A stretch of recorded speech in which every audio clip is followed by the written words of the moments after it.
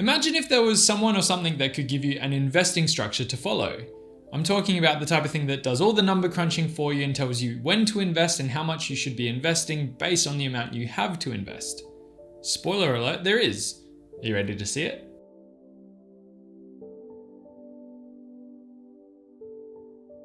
Welcome back to my channel. My name is Reese, and in today's video I'm going to be talking about and showing you the dollar cost averaging calculator. I have previously made a video on what dollar cost averaging is, but in today's video we're taking it a step further and breaking down what is the dollar cost averaging calculator and how it can help you reach your investing goals by basically giving you the best indication of how frequently you should be investing based on the amount of money you're planning to invest each year, each decade, whatever that number may be. If you are unfamiliar with what dollar cost averaging is, I would highly recommend going and checking that video out first because it breaks down what it is in simple terms. So when you come back to this one, you'll understand why the tool would be useful in the instance where you're going to invest money periodically over time. Okay, so this is the calculator. What you're looking at is a simple web page that gives you some control over the parameters you want to input. Keep in mind that there is a link to the math behind what went into this, and it's at the bottom of the page. So if you want to see a real deep dive of how this works, you can definitely go check that out. Just understand that someone has taken the time to do the hard work for you and crunch the numbers so you don't have to. Basically, there are only a few parameters that it really asks you for. It asks you how much you will save per period,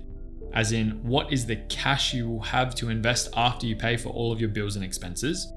It asks what period of time will that take place over. So are you saving that each week, each fortnight, each month, or each year?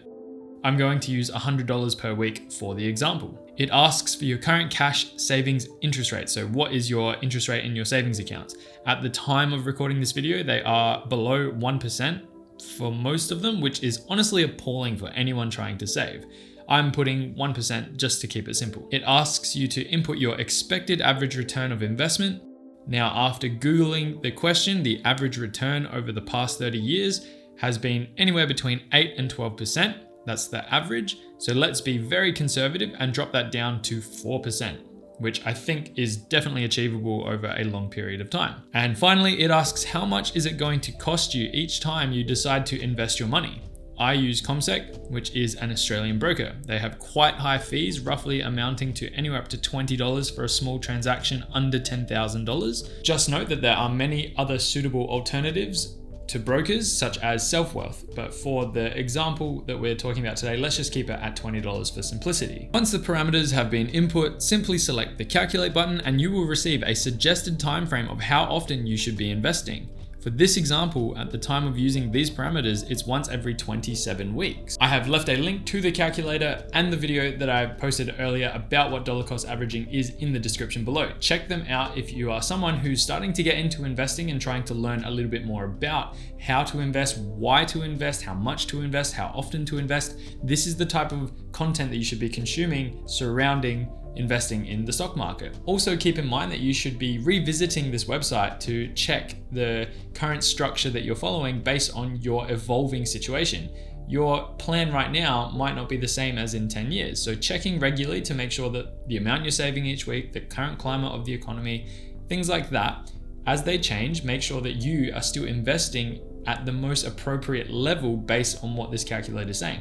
Now, this calculator obviously isn't a financial advisor, but someone has taken the time to put it together to give you a really good indication of how frequently you should be investing based on your exact situation. So like I said, come back to it often just to check as your investing strategy or your investment options based on your salary going up and you saving more changes. Even if you don't follow the recommendation exactly, it is structured or designed to give you a really good indication of the type of structure you should be following based on your current situation. Overall, I hope you enjoyed today's video. I know it was a short one, but it didn't need to be a long one. It is straight to the point and it is a useful tool. Enjoy using it. I hope that you get some use out of it. If you did enjoy the video, please consider liking and subscribing. It really helps the channel grow. And as always, I will see you in the next one.